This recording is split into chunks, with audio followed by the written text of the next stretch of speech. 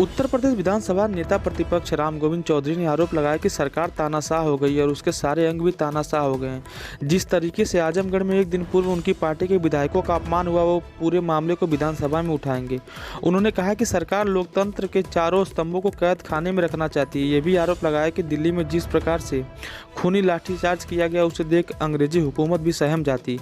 किसानों के आंदोलन को बदनाम करने के लिए सरकार ने ही सब प्लान किया था।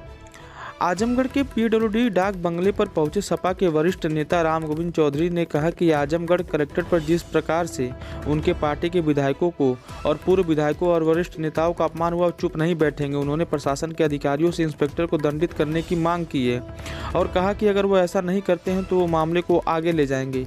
उन्होंने कहा कि पार्टी के नेतागण किसान की दुकानदार की समस्या और मतदाता सूची में गड़बड़ी समेत तमाम मामलों को लेकर डीएम से समय लिए थे। एक बुजुर्ग विधायक आलमबदी के पैर में काफ़ी तकलीफ रहती है, तो वो शॉर्टकट के रास्ते से जाना चाह रहे थे, लेकिन उनको रोका गया। उनके साथ चल रहे विधायकों को भी रोका गया और बदसलूकी की गई। राम गोविंद चौधरी ने कहा कि सपा पूरे प्रदेश में आंदोलन चला रही है। मैं राम गोविंद चौधरी हूँ, विधानसभा में नेता प्रतिपक्ष हूँ। आप लोगों को कष्ट इसलिए दिया गया, मैंने दिया, इसके लिए क्षमा प्रार्थी भी हूँ। कि लगता है कि इस प्रदेश में लोकतंत्र समाप्त हो चुका है। अभिव्यक्ति की आजादी समाप्त कर दी है। कल हमारे माननीय विधायकगण, पूर्व विधायकगण, पार्टी के वरिष्ठ नेतागण, अध्यक्ष जी माननीय जिलाधिकारी से मिलने जा रहे थे जन समस्याओं को लेकर।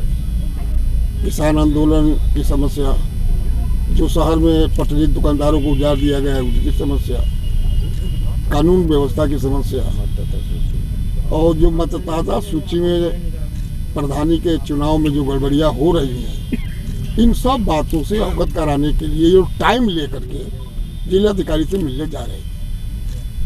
हमारे एक बहुत ही कर्मठ, ईमानदार और शालीन विधायक है आलमबदी साहब, आप लोग जानते हो। उनको पैर में कठिनाई है तो थोड़ा दूसरे रास्ते से जाने लगे, तो यहाँ के इंस्पेक्टर महोदय ने गेट बंद कर दिया। सारे हमारे माननीय विधायकगण, अध्यक्ष जी लोगों ने कहा कि भाई वो विधायक हैं, वो चलने में असमर्थ है, ऐसे भी चलने में, तो कोई हो धक्का दे दिया। और विधायक लोगों को भी ऐसी की तैसी, मैंने बहुत विधायक को देखा है। विधायक एक सम्मानित पद है, जनता चुनती है और विशेषाधिकार इनको मिला हुआ है। तो इस तरह का दुर्व्यवहार करना आलमबदी साहब के साथ और सारे मेरे विधायक गणों के साथ, ये बिल्कुल विशेषाधिकार हनन के अंदर में ही आता है। मैं मांग करता हूँ, ये लोग धरने पर बैठ गए, उसके बाद जिलाधिकारी महोदय भी 4-5 घंटे नहीं आए। माननीय युवाओं के नेता, वर्तमान विधायक भाई संग्राम यादव जी ने हमसे फोन से बात की, मैं क्षेत्र में था, तो हमने बात की कमिश्नर साहब से, तो उन्होंने कहा कि ठीक है मैं बात करता हूँ। डीएम साहब से भी मेरी बात हुई कि भाई सम्मानित विधायक लोग आपके कंपाउंड में बैठे हैं। फिर थोड़ी देर में कमिश्नर साहब का फोन आया कि नहीं, माननीय विधायकगण जो साथ में पदाधिकारी है जो करकता थे, डीएम साहब ने उन लोगों को उठवा दिया है इधर। धरना उठवा देना काफ़ी नहीं है। जो अधिकारी, पुलिस अधिकारी इस तरह का दुर्व्यवहार माननीय विधायकगणों के साथ किया है, ये निंदनीय है, असहनीय है और लोकतंत्र में लोक लाज और मर्यादा के विरुद्ध में। मैं मांग करता हूँ जिलाधिकारी से भी, कमिश्नर साहब से भी, डीआईजी साहब से भी।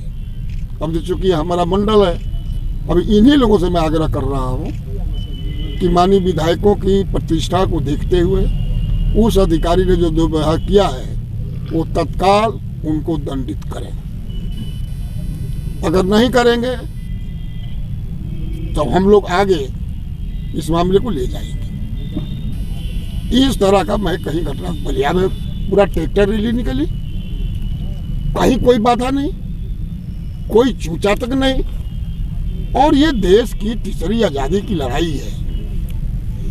एक लड़ाई हमारे पुरखों ने लड़ी, फांसी पर चढ़े, गोली खाए, घर फूंके गए, देश को आज़ाद कराई और देश में लोकतांत्रिक व्यवस्था कायम हुई। लोकतंत्र के 4 स्तंभ माने गए हैं, विधायिका, कार्यपालिका, न्यायपालिका और बाद में आप लोगों को जोड़ा गया पत्रकारिता।